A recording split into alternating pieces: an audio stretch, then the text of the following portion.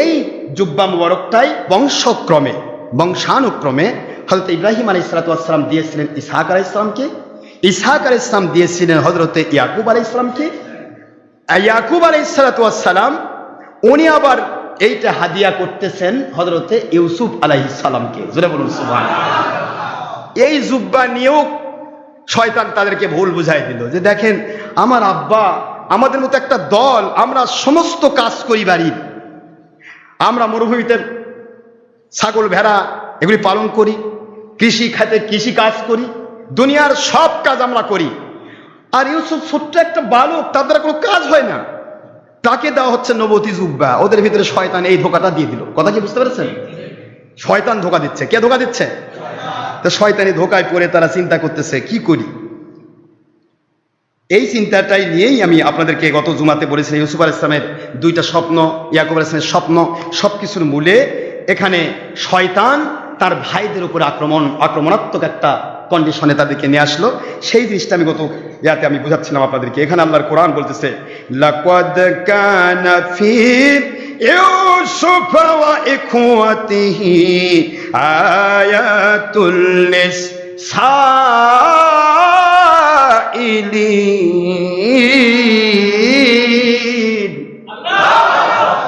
আল্লাহ বলতেছেন যে এই যে জিজ্ঞাসাকারীরা আপনাকে জিজ্ঞাসা করছে নবী, এই ইউসুফ আলাইহিস সালামের ঘটনার মধ্যে তাদের জন্য অসংখ্য শিক্ষা রয়ে গেছে। সুবহানাল্লাহ বলবেন না? আয়াত, নিদর্শন রয়ে গেছে। ঈদ স্মরণ করুন সেই সময়ের কথা। ক্বালু ইদ ক্বালু লা ইউসুফ ওয়া আখুহু, তারা বলতেছিল ঈদ যখন, বন্ধু স্মরণ করুন সেই সময়ের কথা। ক্বালু, ওই সমস্ত ভাইরা, কারা? 10 ভাই, নাম বলেছি না আপনাদের? 10 ভাইয়ের একজন হলেন ইয়াহুদা। নাম কি? ইয়াহুদা, রুবিল, শামুন, তারপরে আপনার লাওয়া, জাবলুন, ইয়াসজার, আসাকির, মতান্তর আসাকির, তারপরে দান, নাফতালি, জাদ এবং আশার। এই 10 ভাই, এই 10 ভাইকে বলা হলো কলু। তারা বলতেছে, এই 10 ভাই বলতেছেন লা ইউসুফ, অবশ্যই হযরত ইউসুফ আলাইহিস সালাম, ওয়া আখুহু, এবং তার ছোট ভাই বিনয়ামিন, বলেছি না সহোদর, ছোট ভাই বিনয়ামিন, আহাব্বু ইলা আবিনা মিন্না ওয়া নাহনু উসবাতুন ইন্না আবানা লাফি দালালিম মুবিন।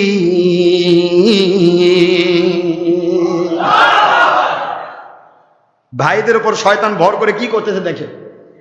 তারা বলতেছে আমাদের পিতা নিশ্চয়ই ইউসুফ অবশ্যই ইউসুফ আলাইহিস সালাম, ও আখুহু, এবং তার ভাই বিনয়ামিন, এই দুইজনের উপরে আহাব্বু ইলা আবিনা, আমাদের আব্বার নিকটে তারা সবচাইতে বেশি প্রিয় হয়ে গেছে। কি হয়ে গেছে? প্রিয়, মহব্বতী মানুষ হয়ে গেছে। মিন্না, আমাদের চাইতেও। আমরা এত বড় নাহনু উসবা, আর আমরা হচ্ছে একটা দল, একটা গোষ্ঠী, আমরা সবাই মিলে সব কাজ করি, যত কথা আমি বললাম। এই কাজটা আব্বা কেন করছেন আমার আব্বা জান, তা বুঝতে পারছি না। সবাই মিলে পরামর্শ করছে। ইন্না আবা না, নিশ্চয় আমাদের বাবা, লাফি দালালিম মুবিন, এর অর্থ করতে হবে আমাদের আব্বা জান নিশ্চয়ই তাদের মহব্বতে নিমজ্জিত হয়ে গেছে। যেটা বলুন সুবহানাল্লাহ। কিন্তু আছে দালালিম মুবিন, আমাদের আব্বা, এর অর্থ যদি কেউ করে যে আমাদের আব্বা পথভ্রষ্ট হয়েছে, তাহলে সে কাফের হবে। কি হবে যেটা বলুন? দেখেন কোরআনের অর্থ দেখেন। কোরআন, ইন্না, নিশ্চয়, আবানা, আমাদের আব্বা, নাম তার কি? ইয়াকুব আলাইহিস সালাম, খাস আল্লাহর নবী ইয়াকুব আলাইহিস সালাম, তিনি আমাদের আব্বা, লাফি দালালিম মুবিন, এর অর্থ যদি বাতিল 72 ফেরকার মতো করেন যে আমার আব্বা পথভ্রষ্ট হয়ে গেছে। দালালুন মুবিন মানে কি? স্পষ্ট পথভ্রষ্ট। নাউযুবিল্লাহ বলেন। এটা যদি বলা হয়, নবীর উপরে সেটিং করা হয়, তাহলে সে কাফের হবে। এই জন্য কোরআন শরীফের অনেক আয়াতের অর্থ আছে যা সরাসরি করলে সে কাফের হয়, এবং এটাকে তাবিল করে করতে হয়, তবে তার ঈমান থাকে। যেটা বলুন সুবহানাল্লাহ। লাফি দালালিম মুবিন, নিশ্চয় আমার আব্বাজান আমাদেরকে বাদ দিয়ে আমাদের 2 ভাইয়ের প্রতি মহব্বতে আসক্ত হয়েছেন, মহব্বতে নিমজ্জিত হয়েছেন, অতীব মহব্বতকারী হয়েছেন। সুবহানাল্লাহ। এই কথাগুলি তারা বলতেছেন, পরস্পর প্রশ্ন করতেছেন একজন আরেকজনকে। এর মধ্যে শয়তান তাদের উপর যোগ দিল। শয়তান ইবলিস যোগ দিয়ে বলতেছে এগুলা করে হবে না, আব্বাকে যদি তোমাদের পক্ষে নিয়ে আসতে চাও, আব্বা কিন্তু সবাইকে ভালোবাসেন, মা বাবার কাছে কি কোনো সন্তান পর? আপনারা বুঝতে পারতেছেন না? মা বাবার কাছে কি কোনো সন্তান পর? অনেক ছেলে মেয়ে আছে, ছোট সন্তানকে যদি মা বাবা ভালোবাসে তারা বড়গুলা মন খারাপ করে। এরকম সংসারে আছে না ভাই? কথা বলেন না কেন? বড়গুলা অনেক সময় বলে যে আমার আব্বা আম্মা আমাকে ভালোবাসে না, যত ভালোবাসা ছোট রাখবে। আসলে কিন্তু সে ছিল আগের সন্তান, যখন সে প্রথম হয়েছে তখন কিন্তু যে ভালোবাসা সে পাইছে, পরেরটা কিন্তু অত ভালোবাসা পায় না। প্রথম সন্তানকে মানুষ কত ভালোবাসে তা জানেন তো, বোঝেন তো? হ্যাঁ, আপনার আব্বা আম্মা হয়েছেন তো, তাহলে বোঝেন যে প্রথম সন্তানকে এত ভালোবাসা দেওয়া হয়েছে, এবং তখন ছোট থাকতে যে ভালোবাসা পাওয়ার যোগ্য ছিল তাকে দেওয়া হয়েছে। কিন্তু ছোট থাকার পরে ছোট সন্তানকে যেমন কোলে না আদর করা যায়, বড় হলে অক্রোধ নেবেন। এখন ছোটকে আদর করা দেখে বড়রা কয় আমাকে আদর করে না, খালি ছোটকে আদর করে। এটা কি শয়তানি চেতনা? কি এটা? কি শয়তান ধোঁকা দেয়। আসলে কিন্তু মা বাবার কাছে দুইটা চোখ যেরকম, দুইটা চোখের মধ্যে কোন চোখটা আপনাদের কাছে বেশি প্রিয়? এটা কথা বলে না কেন? না ভাই হুজুর এটা আমার প্রিয় বেশি, না এটা প্রিয় বেশি। একটা মানুষের কাছে দুইটা চোখ যেমন সমান প্রিয়, একটা বাবা মার যদি 20 জন সন্তান হয়, আদম আলাইহিস সালামের 100 জোড়া সন্তান হয়েছিল। 100 জোড়া, কয় জোড়া? 100 জোড়া, 200 সন্তান। এই 100 জোড়া সন্তানও ছিল আদম আলাইহিস সালাম আর হাওয়ার কাছে দুই চোখের মতোই সমান। কিন্তু সবাই কি একই রকম মনে করছে? হাবিল কাবিলের ঘটনা বোঝেন না? যাক, আমি তো ওদিকে যাচ্ছি, সময় নেই।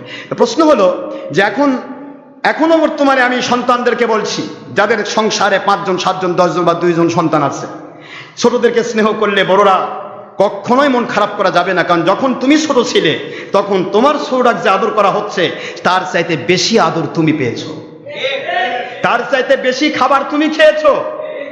কিন্তু এখন তুমি সেটা চক্ষুশূল হওয়া যাবে না। এই যে হযরত ইউসুফ আলাইহিস সালামের ভাইদের উপরে শয়তান ভর করে এইটাই করালেন। নবুয়ত কি সবাইকে আল্লাহ দেন? নবুয়ত আল্লাহ দান করছেন ইউসুফ আলাইহিস সালামকে, আর ইনারা বলতেছে আমাদের না দিয়ে ওনাকে দেওয়া হলো কেন? এটা কি সঠিক হলো? সঠিক হলো। আর নবুয়ত যে নবী পাবে সেই ব্যক্তির প্রতি, সেই নবীর প্রতি তার মা বাবার শ্রদ্ধাটা স্বাভাবিকতার দাবিতে বেশি হবে না কম হবে? স্বাভাবিকতার দাবিতে বেশি হবে। তাকে চোখের আড়ালে রাখবে, চোখের সামনে রাখবে, চোখের আড়াল হতে দেবে না, বিভিন্ন দিক থেকে গুরুত্ব দেবে। এই গুরুত্বটাই দিয়েছিলেন হযরতে ইয়াকুব আলাইহিস সালাম ইউসুফ আলাইহিস সালামকে। জোরে বলুন সুবহানাল্লাহ। আর এই গুরুত্বটাই শয়তান বড় করে দেখাইছিল। আমি আপনাদেরকে আগে বলিনি, শয়তান তিলকে তাল করে দেখায়, তালকে কাঁঠাল বানায়, কাঁঠালকে ডোল বানায়, এইভাবে করে বিশাল বড় করে দেখায়।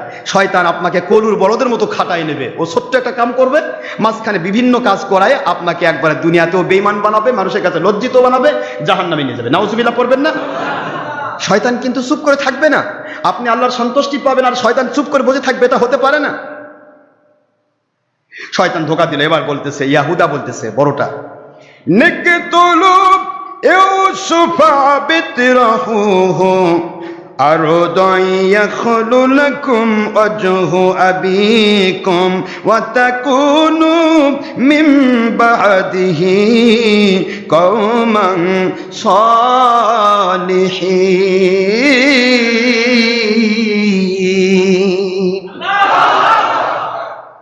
ইয়াহুদা সবাই মিলে পরামর্শ করতেছে, সবাই মিলে কি দেখেন কি বড় এজমা করতেছে। আজকালকে অনেক হুজুর কয় অনেক হুজুর মিলে যদি একটা এজমা করা হয় তাহলে হারামটাও জায়েজ হয়ে যায়।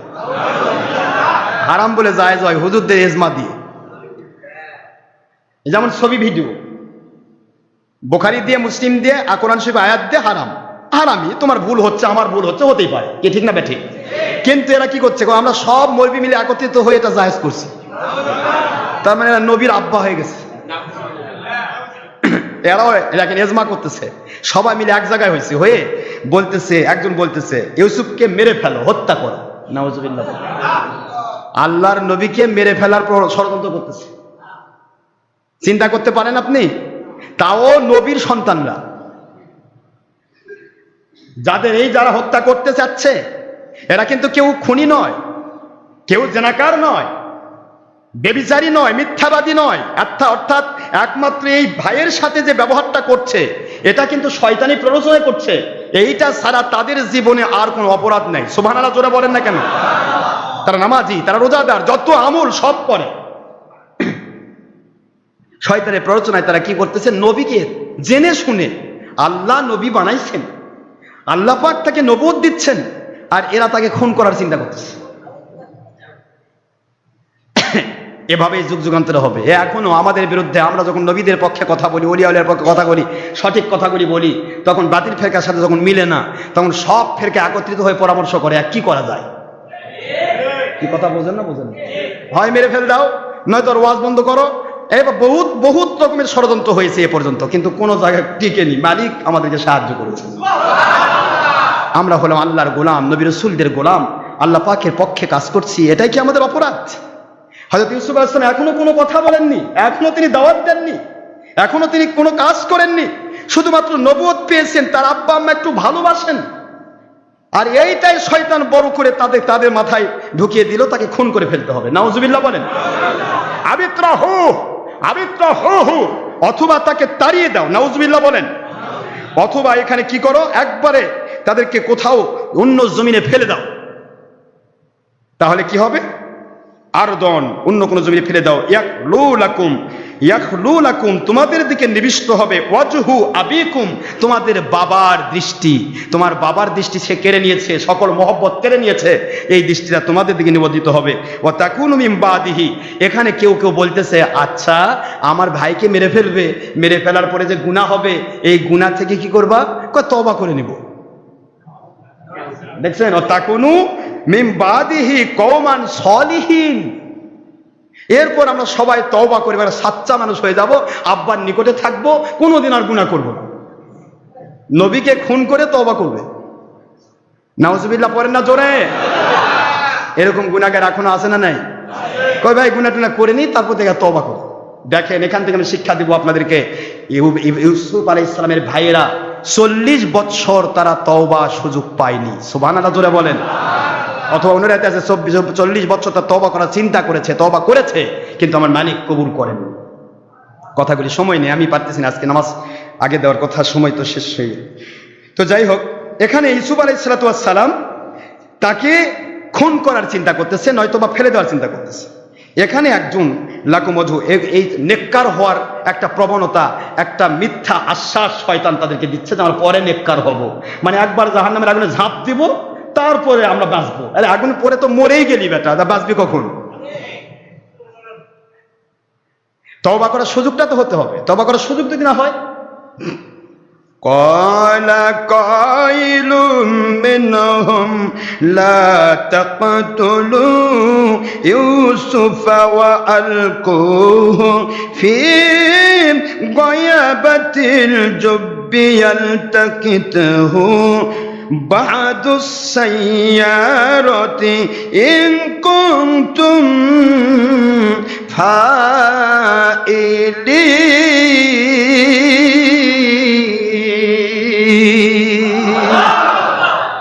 ক্বালা কাইলুম মিনহুম, এই 10 ভাইয়ের মধ্যে এক ভাই অত্যন্ত অন্তরটা নরম ছিল, নাম তার লাভি, মতান্তরে রুবিন, দুইটা নাম আসছে।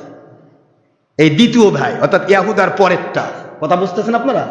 এই ভাইটা শক্তিশালী ছিল, খুব শক্তিশালী। ইয়াহুদাও তাকে ভয় পায়, যে ইউসুফ আলাইহিসকে খুন করতে চাচ্ছে, সেই ইয়াহুদাও কাকে ভয় পায়?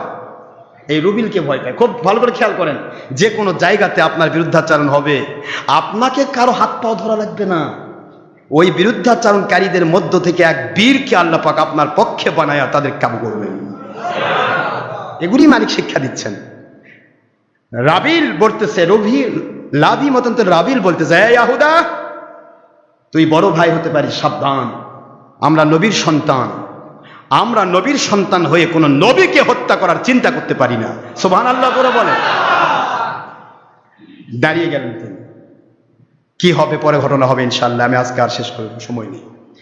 তো এক ভাই দাঁড়িয়ে গেল, পৃথিবীর যে প্রান্তে আপনি আর আমি থাকবো, আমাদের বিরুদ্ধাচরণ হবে, হোক না, আমরা কোনো বাতিলের পা ধরে কান্দাকাটি করব না, বরং আমরা যদি মালিকমুখী থাকি, তাহলে মালিক ওদের পক্ষ থেকেই আমাদের পক্ষের বিশাল একটা শক্তি তৈরি করে দেবে, সেখানে কাজ হবে, হচ্ছে তাই। মহান আল্লাহ আমাদের সবাইকে কবুল করুন।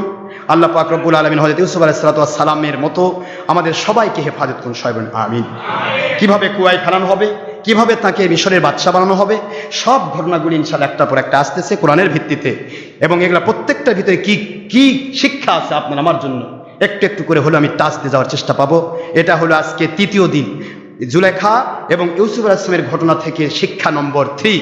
আজকে 3 নম্বর শিক্ষা ইন্টারনেটে গেল, এবং এইটা আপনারা সার্চ করে নিতে পারেন। ডক্টর আশরাফ সিদ্দিকী ওয়াজ বগুড়া, অথবা ডক্টর আশরাফ সিদ্দিকী সুন্নি ওয়াজ বগুড়া, অথবা সুন্নি ওয়াজ বগুড়া, যে কোনো ইয়াতে সার্চ করে ইনশাআল্লাহ আমাদের প্রত্যেকটা ওয়াজ আপনাদের হাতের তালুতে ছবি ভিডিও মুক্তভাবে আমাদের ওয়াজগুলি।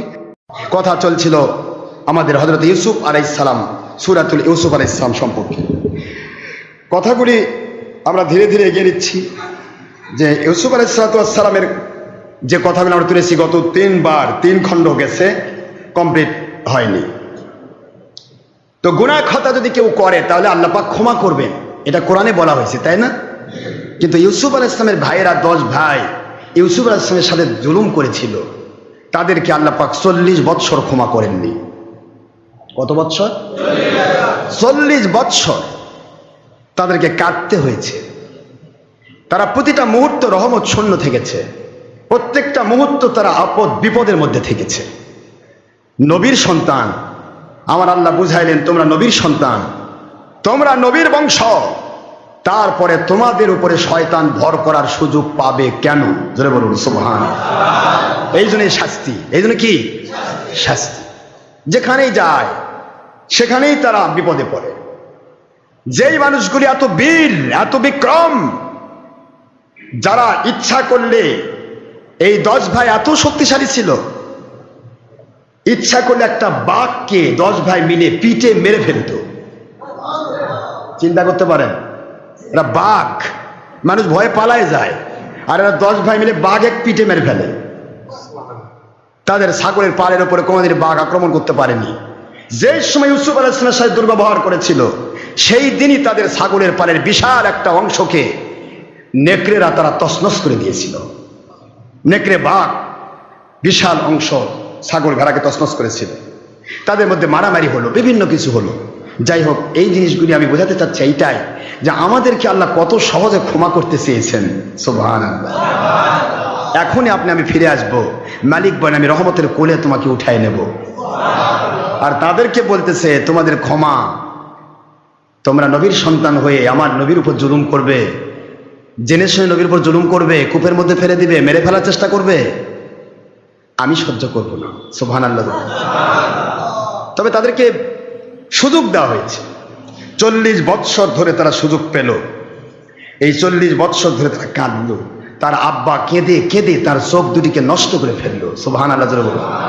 হযরতে ইয়াকুব আলাইহিস সালাম এত কাঁদা কেঁদেছেন ইউসুফের জন্য, এগুলি আমি আপনাদের বলেছি। ইউসুফ আলাইহিস সালামের জন্য কেঁদে কেঁদে তার জীবনটা আল্লাহ পাকের কাছে তিনি বলতেছিলেন, আল্লাহ আপনি দিলেন আমাকে একটা নিয়ামত, সে নিয়ামত আমার কাছ থেকে হেরে গেল কেন? আর এই নিয়ামত তো আপনার এই জমিনের একজন অধিনায়ক, অর্থাৎ তিনি হবেন একাধারে খেলাফত এবং হুকুমতের কর্ণধার। যেটা বলুন সুবহানাল্লাহ। তাকে আপনি ফিরিয়ে নিলেন কেন? আমার আল্লাহ বোঝাতে চাইলেন, ইয়াকুব আপনার আব্বার কাছ থেকে, আপনার দাদার কাছ থেকে আমি কোরবানি নিয়েছি। ইসমাইলকে কোরবানি করার প্রস্তুত হওয়ার পরে আমি ইসহাককে দান করেছি। সুবহানাল্লাহ পড়বে না তো? তো আপনিও একটু কোরবানি করুন, শোকের কোরবানি। আপনার সন্তানকে হেরে ফেলার শোক, এই শোকের কুরবানি যখন ক্লিয়ার হবে, সেই দিন আপনার সন্তানকে আমি বাদশা দেখে আপনার কাছে ফিরিয়ে দেব। এই কোরবানিটাও আল্লাহ নিতে পারেন। আপনি শোকে পড়বেন, রোগে পড়বেন, আর আল্লাহকে ভুলে যাবেন, আল্লাহর প্রতি রাগ করবেন, এটা যেন না হয়, এই শিক্ষা এখানে দেওয়া হচ্ছে। সুবহানাল্লাহ। আপনার সন্তান হেরে যেতে পারে, সন্তান মারা যেতে পারে, সন্তান হয় না হতে পারে, আপনার সম্পদ হেরে যেতে পারে, আপনার বিপদ আসতে পারে, আপনার রোগ ব্যাধি হতে পারে, হাজারো বিপদ আসতে পারে। সেই বিপদে যেন আপনি সীসাঢালা প্রাচীরের মতো কঠিন থাকতে পারেন, দীপ্ত শপথ নিতে পারেন, আমার মালিকের পক্ষে থাকতে পারেন। ও আল্লাহ, এর চাইতেও বড় বিপদ পাওয়ার কথা ছিল আমি যত গুনাহ করি, আপনি দয়া করে আমাকে অনেক বিপদ থেকে বেঁচে রেখেছেন। আল্লাহ, আপনি দয়া করে আমাকে তৌফিক দান করুন এই বিপদ থেকে উদ্ধার হওয়ার, এবং আপনি দয়া করে আমাকে সাহায্য করুন, বিপদ থেকে মুক্তি দান করুন। আল্লাহর কাছে তাই চাইতে থাকুন। যে বিপদটা আপনার কাছে বিপদ আকার এসেছে, ওই বিপদটা পাহাড় সম রহমত হিসাবে আপনার উপরে আপতিত হয়ে যাবে। একটা মানুষের প্রথমে বিপদ হয়, ধৈর্য ধরলেই সেটা হয় তার জন্য রহমত, আর অধৈর্য হলেই সেটা হয় তার জন্য গজব। খুব বোঝার চেষ্টা করবেন। আকলমন্দ और समझदार के लिए इशारा काफी है। আমি ইউসুফ আলাইহিস সালামের বিষয়ে আপনাদের অনেক বলেছি। সূরা ইউসুফ আলাইহিস সালাম 111টি আয়াত বিশিষ্ট একটি সূরা। এই সূরা নাজিল হচ্ছে আমার নবীজির উপরে। সুবহানাল্লাহ। ইহুদিরা প্রশ্ন করেছিল, প্রশ্নের উত্তরে আমার নবীজি পাক সাল্লাল্লাহু আলাইহি সাল্লাম যখন এই সূরাটা বললেন, ইহুদিরা বলল, যেই মানুষটি কোনো মাদ্রাসায় পড়েনি, স্কুলে পড়েনি, কলেজে পড়েনি, ইউনিভার্সিটিতে পড়েনি, জীবনে লেখাপড়ার কোনো জায়গাতে যায়নি, সেই মানুষটি হুবহু আমাদের তাওরাত কিতাবে যেভাবে ইউসুফ আর জুলাইখার ঘটনা আছে, ইউসুফ আলাইহিস সালামের পুরা ঘটনা আছে, ঠিক হুবহু সেইভাবে বর্ণনা করলেন। নিশ্চয়ই উনি আখেরি রাসূল। জোরে বলুন সুবহানাল্লাহ। রাসূল পাক সাল্লাল্লাহু আলাইহি সাল্লাম এই সূরা 111টি আয়াত বিশিষ্ট সূরা তখন তিনি পড়া শুরু করলেন। সুবহানাল্লাহ। আপনারা শুনেছেন ইউসুফ আলাইহিস সালাম স্বপ্ন দেখলেন, এবং তার স্বপ্নকে কেন্দ্র করে, এগুলি যেহেতু পার হয়ে গিয়েছে, সেই স্বপ্নকে কেন্দ্র করে শয়তান তার ভাইদের উপর ভর করলো। তার ভাইয়েরা তার বিরুদ্ধে ষড়যন্ত্র শুরু করলো। এটা শুনছেন না আপনারা? কি ষড়যন্ত্র? ষড়যন্ত্রের মূলে ইয়াহুদা বলল, সবচাইতে বড় যেটা, যার উপর শয়তান প্রথমে ভর করছে, ইবলিস। সে বলল যে একে বেঁচে রাখা যাবে না, কারণ একে যদি বেঁচে রাখা হয় তাহলে আমাদের আব্বার মহব্বত আমরা পাবো না। সে পুরা মহব্বত দখল করেছে। আসলে ইয়াকুব আলাইহিস সালাম কিন্তু তাদেরকে পুরো চূড়ান্ত মহব্বত করেন। একটা সন্তানের, একটা বাপের যে 10 সন্তান হয়, 10 সন্তান তার 2 চোখের মতো। বাম চোখ ভালো না ডান চোখ ভালো? বলেন না কেন? আপনার কথা বলেন না কেন? সন্তান যাই হোক, মেয়ে হোক আর ছেলে হোক, মা বাবার কাছে চোখের মতো, 2টা চোখের মতো, ঠিক না? ঠিক যেরকম। কিন্তু এটা বুঝতে চায় না অনেক শিশু। ছোটদেরকে যে ভালোবাসে, বড়রা মন খারাপ করে, কয় যে আব্বা বেশি ভালোবাসতেছে। আরে অক যে ভালোবাসতেছে, এর ডবল, 3 ডবল, 22 ডবল ভালোবাসা তুই পাইছিস কি? ঠিক না? ঠিক কথা বলেন। অনেক বড় সন্তান মন খারাপ করে না? করে তো, নাকি আছে তো? এরকম পরিবার আসে না? আমার আব্বা খালি ছোটটাকে ভালোবাসে, আমাকে ভালোবাসে না। তো ছোটটাকে ভালোবাসে কেন? ছোটটা ছোট, ওইরকম ছোট থাকতে তুমিও ভালোবাসা পেয়েছো, নাকি তোমাকে কোলত নিয়ে যাচ্ছ? আব্বা আমার কোলত নেয় না কেন? কি বলেন আপনি? আপনি বড় হয়ে গেছেন, 18-20 বছরের সন্তান, আপনি কোলত নিবে পাবেন? কথা বলছেন না নাকি? ছোট শিশু কোলত নিয়ে আদর করতেছে, আপনি মনে করেন আমাকে আদর করুক, এটা হলো? এটা শয়তানি ধোঁকা। এরকম ধোঁকা ইবলিস শয়তান হযরত ইয়াকুব আলাইহিস সালামের 10 সন্তানের উপরে যখন পেশ করলো, ইবলিস শয়তান বলল, তোমার ভাই ইউসুফ ছাড়া তোমার বাবা কিছুই বোঝে না, সুতরাং তোমার ভাইকে যদি মেরে না ফেলো তাহলে তোমার বাবাকে তোমরা পাবে না, তোমার বাবার মায়া মমতা তোমরা পাবে না। নাউজুবিল্লাহ।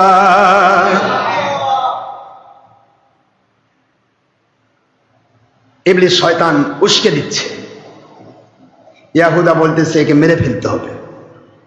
এই মেরে ফেলার থেকে আমরা দেখব, ক্বালা কাইলুম মিনহুম লা তাকতুলু ইউসুফা ওয়া আলকুহু ফি গয়াবাতিল জুব্বি ইয়ালতাকিতুহু বা'দাস সাইয়ারাতি ইন কুনতুম ফাইলিন।